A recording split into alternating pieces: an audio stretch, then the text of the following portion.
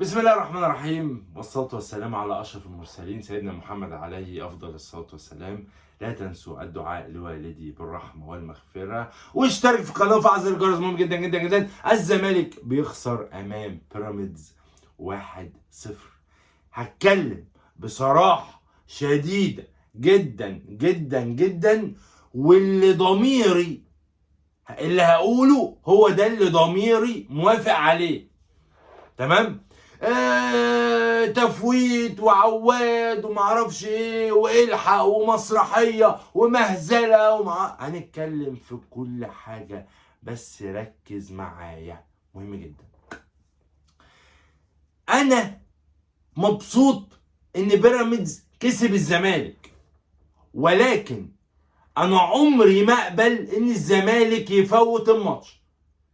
حلو، جمهور الزمالك كله مبسوط ان بيراميدز كسب الزمالك، لان طبيعي جدا جدا جدا جدا جدا، طبيعي جدا تمام، ان جمهور الزمالك ما يبقاش عايز الاهلي ياخد الدوري. هو الاهلي مش حاجه مقدسه احنا مثلا بنعبدها، او مثلا لو انا ما شجعتش الاهلي هخش جهنم. لا، عادي جدا، ده نادي زيه زي اي نادي، طبيعي، بكلمك بصراحه شديده. اذا طبيعي جدا ان الزملكاويه يبقوا عايزين بيراميدز ياخد الدوري، مليون في المية، مليون في المية. اذا محمد عواد، هل محمد عواد، ركز معايا في الكلام وسيبك من الصفحات وسيبك ركز معايا، هل محمد عواد هو حارس مصر الاول؟ لا. هل محمد عواد هو حارس مصر الثاني؟ لا. هل محمد عواد عندما ينضم لمنتخب مصر بيقف او بيبقى الحارس الثاني حتى؟ لا، ده منتخب مصر فضل مصطفى شوبير الاحتياطي في النادي الاهلي على محمد عواد، وجماهير النادي الاهلي نفسها، الاهلاويه نفسهم، كانوا بيقولوا على عواد خرم. ايه الجديد اللي حصل النهارده؟ هل الزمالك يمتلك لعيبه على اعلى مستوى عشان اكسب بيراميدز في ماتش دوري ملوش اي 30 لازمه؟ ما انا برضو لازم اقول لك، برضو انا ما عنديش حوافز للمكسب، ما عنديش دوافع للمكسب، ما عنديش اي حاجه المكسب هيفيدني بيها، فطبيعي جدا ان انا العب عادي، مش متوتر، ماتش تحصيل حاصل بالنسبه لي. طبيعي، ده في اي دوله في العالم، في اي دوري في العالم، في اي حته في العالم بتحصل ماتشات تحصيل حاصل. اذا الزمالك يقدم واحده من اسوأ ماتشاته. الزمالك في وجود البالونه بتاعت الاهلي الجديده، البالونه بتاعت الاهلي الجديده، خسر 3-0 من بيراميدز، والزمالك كان عنده حظوظ كبيره جدا جدا وبينافس على الدوري، خسر من بيراميدز. وايه كمان؟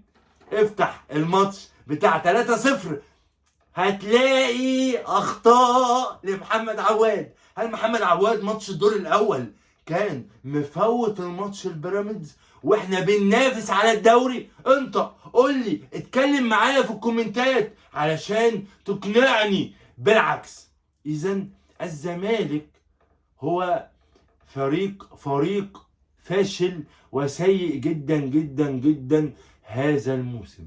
فخسارة بيراميدز الدور الاول والدور الثاني عادي جدا جدا جدا جدا جدا، مفيش اي مشكله خالص. عايز اقول لك دفاع نادي الزمالك في 23 مباراه في الدوري، خلي بالك، دفاع نادي الزمالك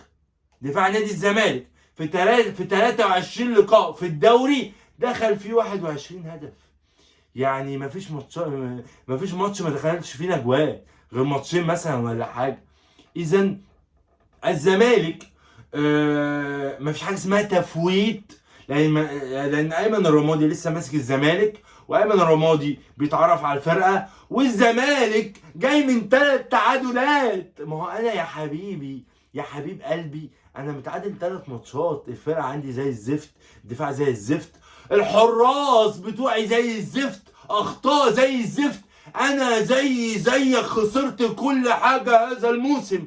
ولكن الفرق بيننا ان في منظومه بتدعم الاهلي وبتطبطب على الاهلي، وفي منظومه تانية قدام الزمالك ما بتدعمش الزمالك ولا بتطبطب على الزمالك. ده الفرق بين الاهلي والزمالك. الاهلي خرج من افريقيا والزمالك خرج من الكونفدراليه. الاهلي ما بيلعبش في الكاس عشان عليه عقوبه والزمالك وصل نهائي الكاس. الاهلي بينافس على الدوري والزمالك لا. هو ده الفرق. ولكن طبيعي جدا ان الاهلي يتخصم منه 3 نقط عقوبه الانسحاب اللي معروفه من ساعه لما اتولدنا اللي بتحصل مع الزمالك، ولكن غير الزمالك ما بتحصلش. ولكن اقول لك انا حاجه واسالك انا حاجه مهمه جدا جدا جدا وانت جاوب عليها. هو انت عايزني اكسبك الدوري؟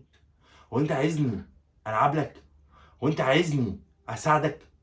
انت ما ساعدتش نفسك ليه ولعبت ماتش الزمالك اللي لو كنت كسبت ب3 نقط كان زمانك اول الدوري والدنيا حلوه والدنيا جميله.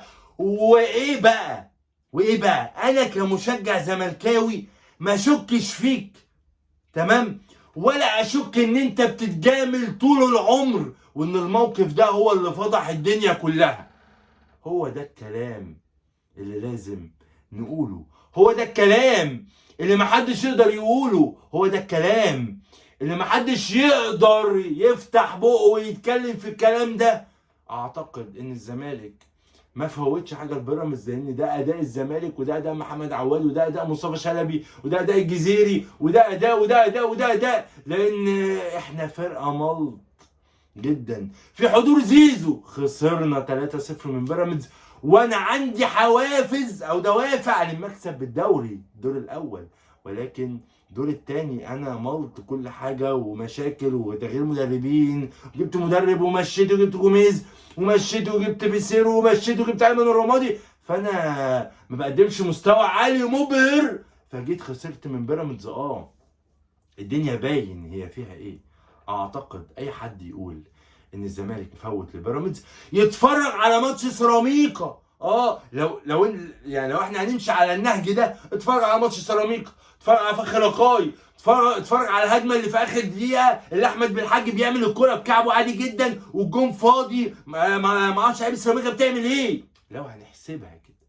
ولكن اعتقد ان كل فريق يساعد نفسه بنفسه، ما تستناش ان حد يساعدك وان الزمالك يكسب عشان انت لو اتخصم منك 3 نقط يبقى فرق نقطة ليك. لا، مفيش الكلام ده.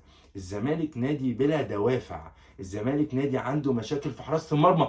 انا امبارح منزل فيديو اتفرج عليه، اخر فيديو اللي قبل ده، بقول ايه ان الزمالك عنده مشاكل في حراسة المرمى ولازم نمشي محمد عواد ومحمد صبحي. اهو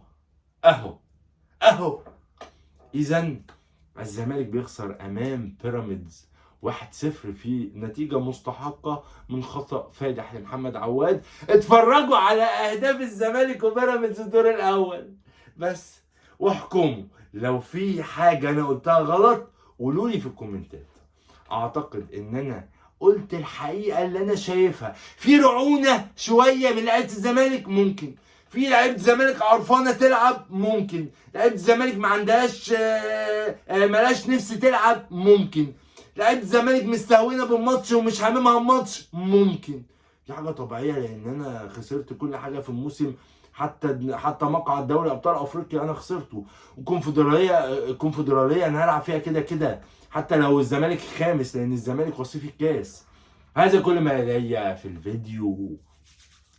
لايكاتك وكومنتاتك واشتراكاتك في القناه وفعل زر الجرس والكلام اللي انا قلته ده كله. عايز اعرف رايك في الكومنتات، ولا تنسوا الدعاء لوالدي بالرحمه والمغفره. وفي الاخر ده كان كلامي في الفيديو.